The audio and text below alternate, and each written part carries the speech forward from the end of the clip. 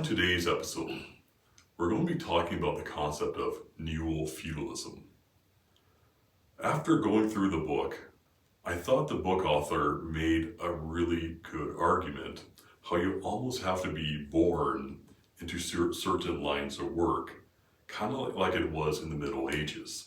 And we can see this all over the political spectrum, whether it be the right wing or the left wing. Like in universities, for example, you often see multiple people from the same family working in the same department. Or in Hollywood, for example, you often see second or third generation actors. So you almost have to be related to people to get into these certain lines of work. But what's your thoughts on this topic, David Gould?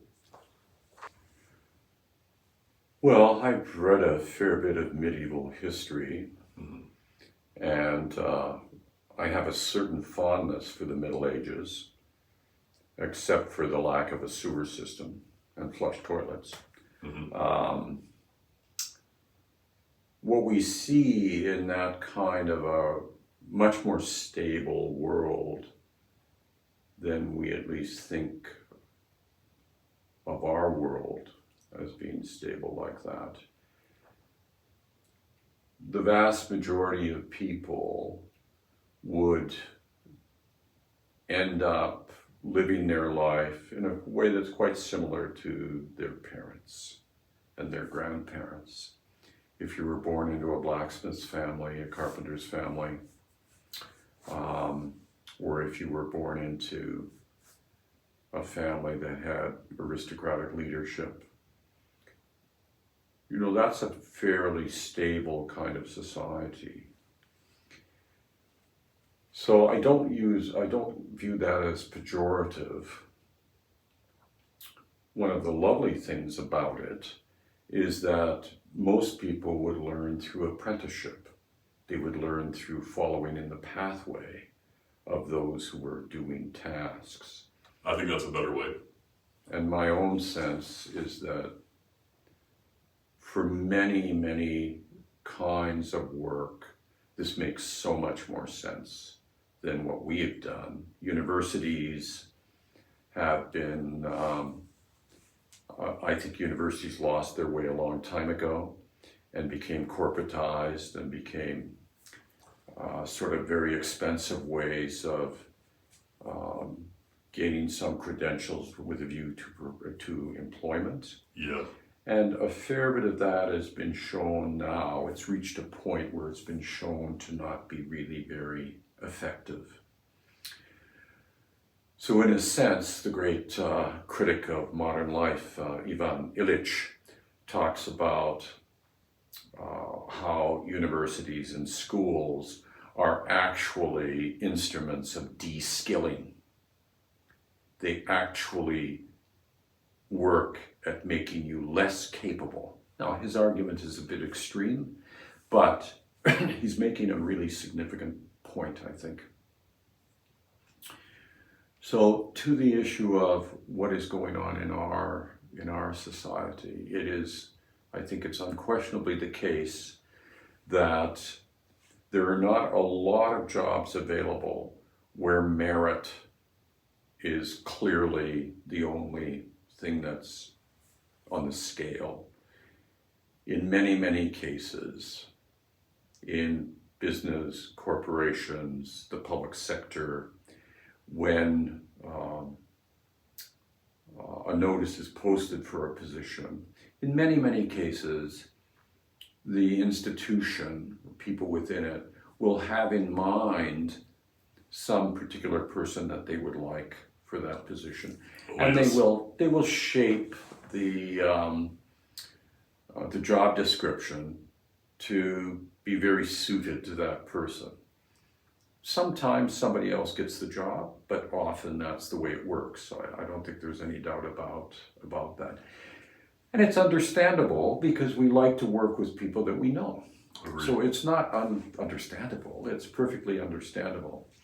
The area where this is, where there's been pushback about this and where we've tried to find some ways to deal with with it and make things a bit more open is really in the public sector. And the way we have done that is we have passed particular kinds of legislation and law, which means, which is an effort to see that merit is the sole factor. This has been particularly targeted towards, in this society, towards seeing that women, that people of color, LGBTQ folks, that they get a chance, a fair shake, and that they're not simply dismissed based on that. We also have come up in some of our public institutions with quotas, insisting that you have to have a certain percentage of your employees who meet a particular kind of criteria. So this has been used as an instrument on the part of progressive politics to try and ensure that you are given an opportunity, even if you don't know somebody, even if you aren't part of some kind of inner group. Now, there's a dimension of that which makes a lot of sense, because it does, the kind of prejudice that exists towards a particular kind of people is real, and this should be thought about much more carefully than often it is. In universities where I've spent a lot of my time, we have seen fairly dramatic changes over my lifetime, particularly with the employment of women,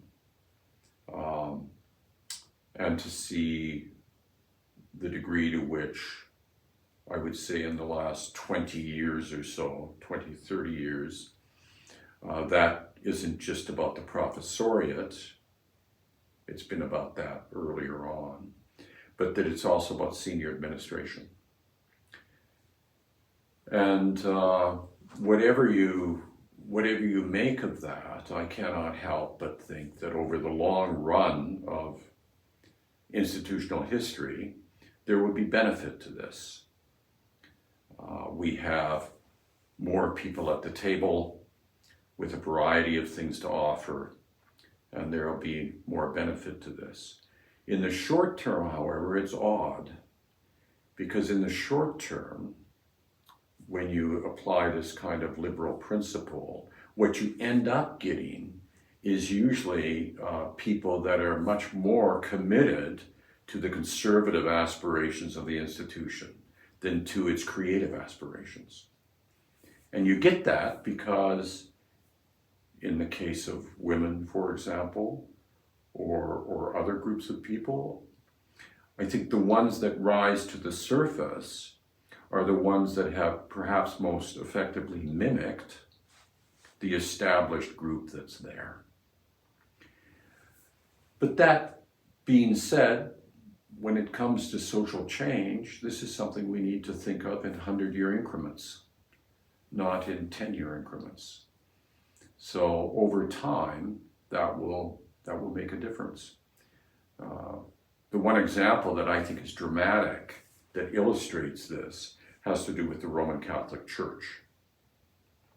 And the Roman Catholic Church, the Vatican, the central administration of the Roman Catholic Church, both the city di Vaticano, the last of the Italian city-states, as well as the church administration at that level in Rome, typically, I don't have the percentages accurate here, but I have them within the appropriate ballpark.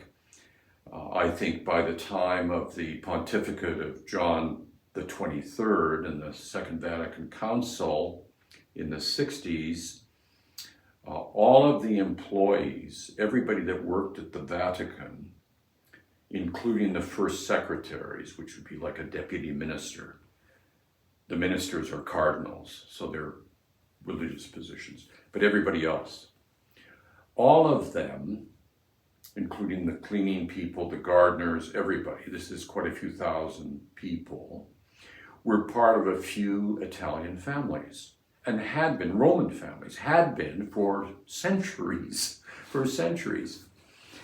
So it doesn't reflect the Roman Catholic Church at all, because, you know, Italy is still sort of Catholic, but nominally so. Whereas in Africa and Latin America, you have very strong Catholic communities.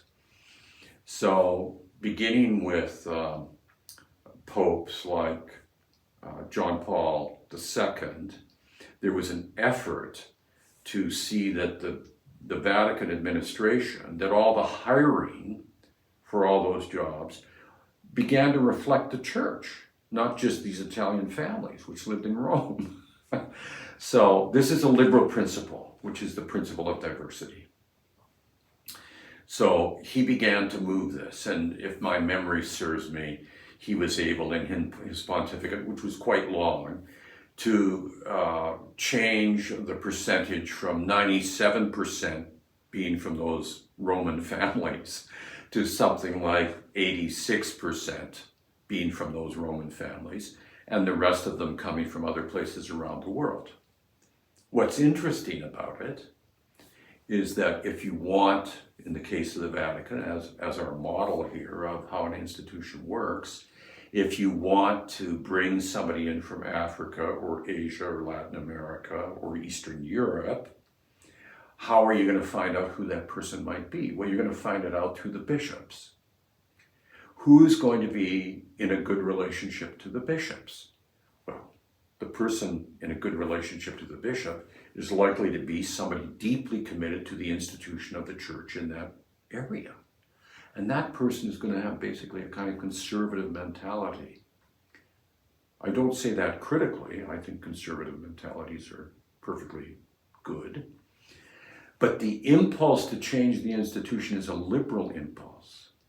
You want diversity. In order to get the diversity, you bring a bunch of people in who are more conservative than the previous people in those Italian families. So you end up, through the pontificate of John Paul II, having a much more conservative Vatican, even though the impulse was a liberal impulse. So this is how institutions work. It's quite charming, I think.